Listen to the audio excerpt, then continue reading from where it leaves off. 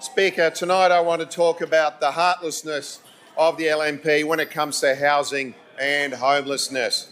For a party that says it wants to address homelessness, they are now making it harder for people seeking housing.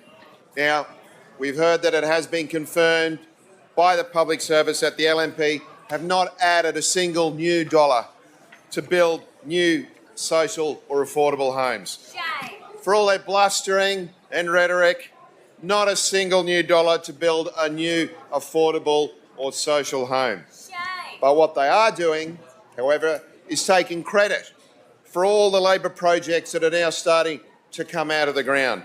And we have seen it everywhere.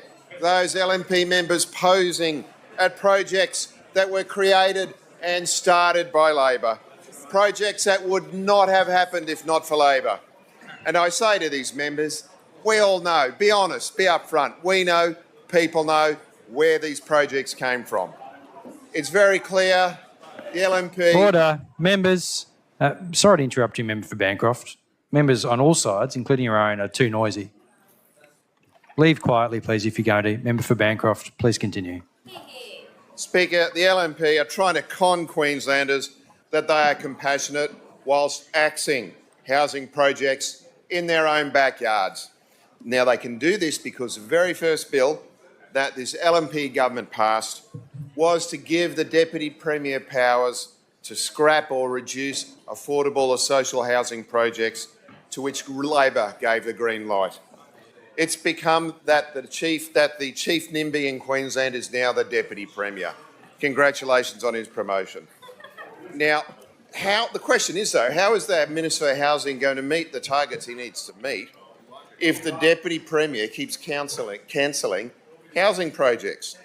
The LNP has cut affordable projects in their own backyards. That's their priority, cutting them in their own backyards. I hear there's a 4-storey complex in Tewantin.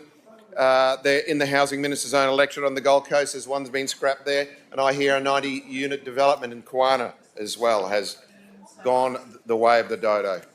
Speaker, it's very clear how heartless is this, cutting affordable and social housing projects in Queensland.